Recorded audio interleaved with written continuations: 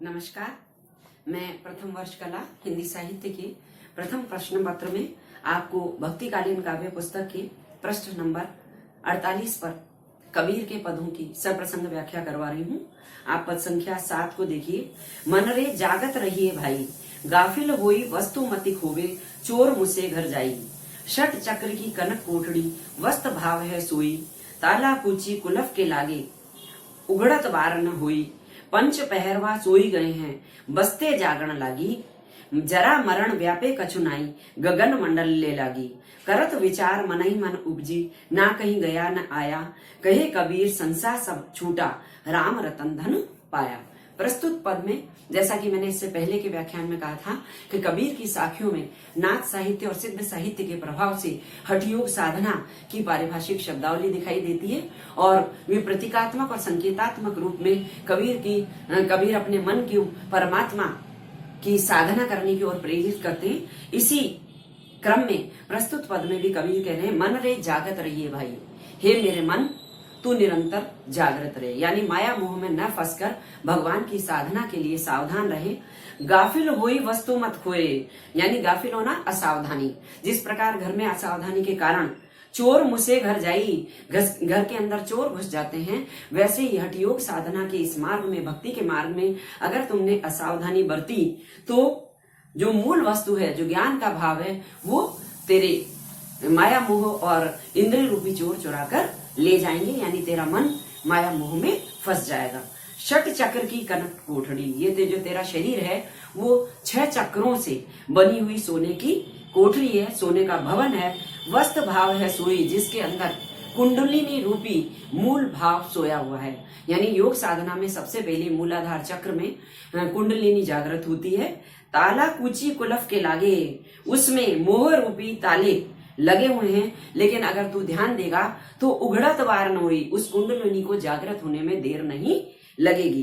पंच पहरवा सोई गए हैं, अगर तेरा मन उस साधना में लगा रहेगा, ब्रह्म में लगा रहेगा, तो तेरी 5 इंद्रिय रूपी जो पहरेदार हैं उस घर के, यानी सोने की षट चक्र की जो कोठरी है उसके 5 पहरेदार सो गए हैं और बसते जागण लगी, और तेरे प्रयत्न से कुंडलिनी जागृत होने लग गई है। जरा मरण व्यापे नहीं कछुनाई, और जब तू, हे मेरे मन, जब तू इस स्तर पर पहुंच जाएगा तो जरा यानी रोग और मृत्यु का कोई भय तुझ पर नहीं रहेगा, कोई प्रभाव तुझ पर नहीं पड़ेगा।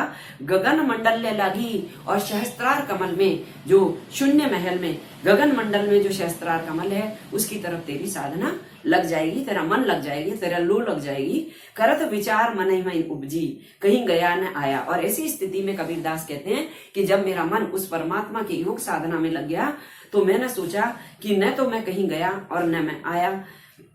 कहे कबीर संसार सब छूटा, सब प्रकार का संशय और भ्रम मेरा दूर हो गया। राम रतन धन पाया, और इस योग साधना को करके, इस भक्ति के मार्ग को अपनाकर मैंने भगवान की भक्ति रूपी रत्न को और संपत्ति को पा लिया है। यहाँ भी रूपक अलंकार है और उपमा अलंकार है। लोगा तुम हो मति के भूरा, जो काशी तनु तजे कबीरा, तो राम ही कौन निहोरा। जो जन भाऊ भगति कछु जाने, ताको अचरज काहू।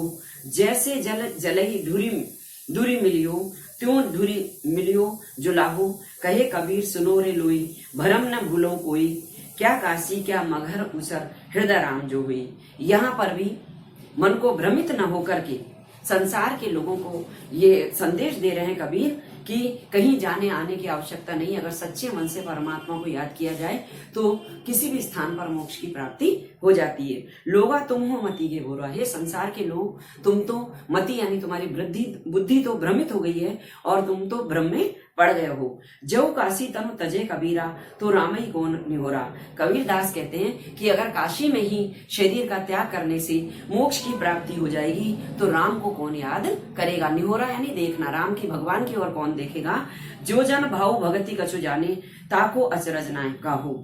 जो भगवान का जन यानी भक्त, भगवान का भक्त अगर भगवान के भावपूर्ण भक्ति करता है तो उसके लिए कोई आश्चर्य की बात नहीं है। जैसे जल जले ढूरी मिलियो, जैसे जल के ढुलक जाने पर जल में ही जल मिल जाता है, वो एकाकार हो जाता है।